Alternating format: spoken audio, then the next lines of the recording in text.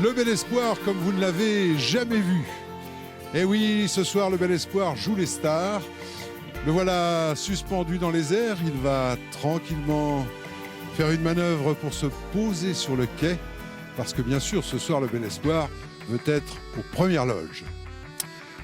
En tout cas, belle manœuvre spectaculaire. Bonsoir et bienvenue en Vendée. Nous sommes en direct dans le port des Sables d'Olonne. Il y a encore beaucoup d'activités de pêche ici et nous en parlerons tout à l'heure en compagnie de Sabine Quindou, bien sûr. Bonsoir. Bonsoir tout le monde. Et de Laurent Milalas. Bonsoir Laurent. Bonsoir. Et ben voilà, un petit coup de chaleur, un petit coup de soleil, puis tout va mieux.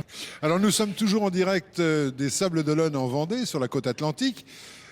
Les Sables d'Olonne, c'est une grande ville, c'est un grand port et c'est aussi une grande plage. En fait, c'est tout un horizon, Sabine. Tout un horizon à découvrir. Et là, nous sommes plus que jamais entre ciel et mer, dans la brise du soir, pour vous annoncer qu'il est donc temps de découvrir notre escale avec notre équipe aérienne, Gilles Kebaili et Norbert Evangelista. Vous allez comprendre maintenant pourquoi cette côte est baptisée Côte des Lumières, pourquoi la plage des Sables d'Olonne est devenue célèbre au 19e siècle, réputée l'une des plus belles plages d'Europe. Vous allez également découvrir des trésors, certains cachés dans l'Atlantique, d'autres dissimulés dans les ruelles même de la commune. Décollage.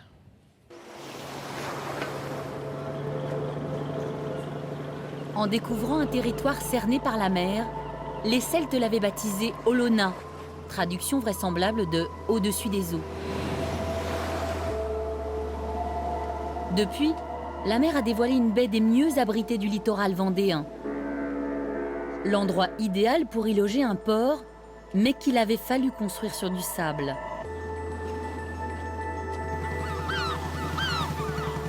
Au XVe siècle, une tempête sans précédent frappe les Sables d'Olonne.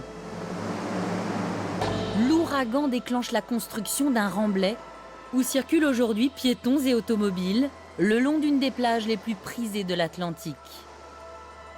Le remblai atteint le chenal d'accès au port où une autre muraille se dresse pour casser les vagues avant qu'elles ne déferlent sur le rivage.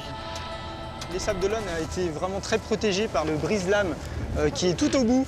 Et il continue par la digue rouge. Et ça a vraiment protégé la baie des Sables. Et tu vas voir qu'ici, quand on va sortir, on va être super protégé. Et après, on va être beaucoup plus exposé au vent et aux vagues. Donc c'est vraiment le brise-lames qui protège la baie des Sables. Et notamment la plage du Remblai avec ce superbe sable fin.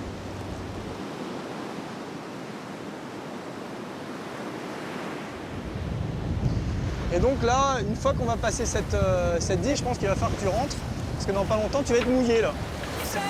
Allez. Cette mise en garde rappelle que les Sables d'Olonne est la rampe de lancement d'une épreuve qualifiée d'Everest de la mer, le Vendée Globe. Une course autour du monde, en solitaire, sans escale et sans assistance. L'avantage de démarrer aux Sables d'Olonne est qu'avec le vent qui souffle ici, les concurrents sont aussitôt mis dans le bain. N'hésite pas à battre un petit peu, Serge, pour faire tourner la vitesse au bateau. Parce que sinon, on va se coucher, tu vois là, voilà. Dès qu'il y a des vagues, après, si on n'a pas de vitesse. Notre plan de vol fait cap à l'ouest, joint l'île Dieu à l'île de Noirmoutier, puis retrouve le littoral à Saint-Jean-de-Mont, d'où nous repartons au sud pour les Sables d'Olonne en longeant la côte vendéenne. À 20 km au large, à peine visible du continent, l'île Dieu est la plus distante du littoral atlantique. Elle n'en est pas moins soumise aux règles de la terre ferme. Ainsi, toute la partie sud de l'île est interdite à la construction. Le vieux château, difficile à discerner tant il se confond avec la roche, est édifié des siècles avant la loi. Les amateurs de bande dessinée n'ignorent sans doute pas que l'obscure forteresse aurait inspiré à l'auteur des aventures de Tintin le décor de l'île Noire.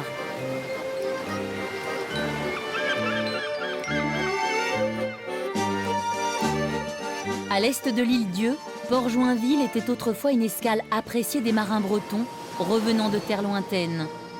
Ils s'y ravitaillaient avant d'affronter le tumulte des flots jusqu'à leur port d'attache.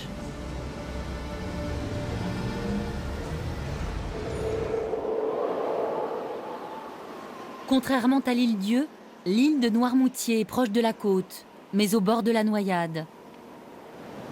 Les 2 tiers de l'île sont situés sous le niveau de la mer, le résultat de travaux séculaires d'endiguement et d'assèchement.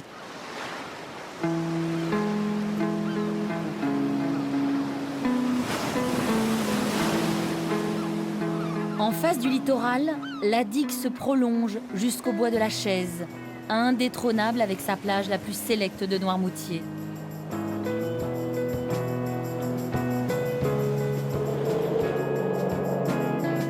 Difficile de survoler Noirmoutier sans faire un passage au-dessus du Gois.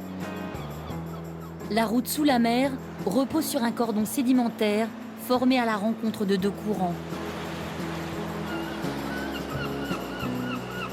Empierré, puis pavé, le passage du Gois était longtemps l'unique moyen de rejoindre Noirmoutier.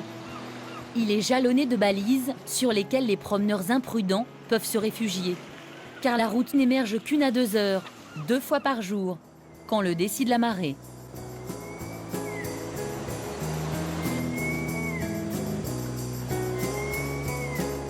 Aussi, ceux qui craignent de s'échouer sur un banc de sable font mieux d'emprunter le pont.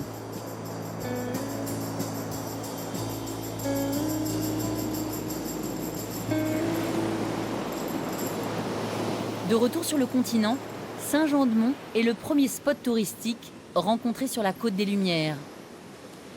La ville brille pour sa longue plage et sa promenade recouvrant un remblai, comme au Sable d'Olonne, dressé pour prévenir les ravages de la mer.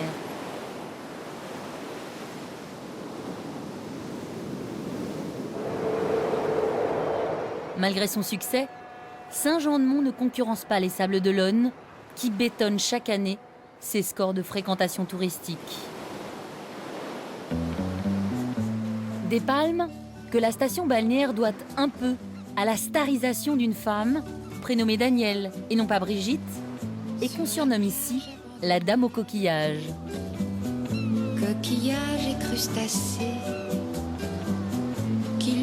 À sa façon, elle a redécoré le quartier de l'île Penotte, un peu le cœur de la ville.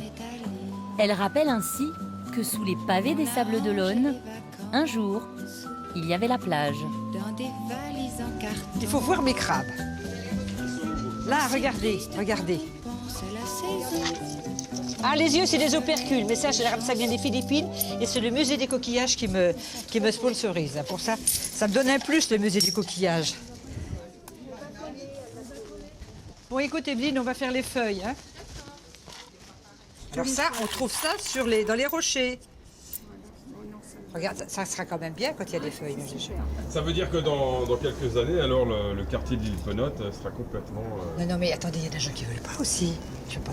Voilà, il y a des gens il y a des gens qui veulent pas. Ah oui, je sais pas. Il faut l'autorisation. Alors ça, je l'ai déjà dit. Il faut leur autorisation des propriétaires, parce que c'est leur mur, la mairie et l'architecte des bâtiments de France. Ça a donné une valeur au quartier incroyable. Et là, j'ai du boulot, ouais.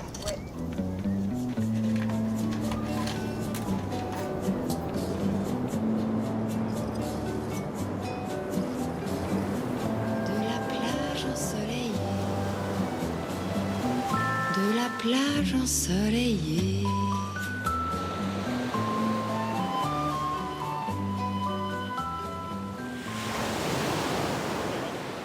Là, on peut y aller, là. Ah, le Vendée Globe. Retenez bien ces 3 chiffres. 10, 11, 12, comme 10 novembre 2012.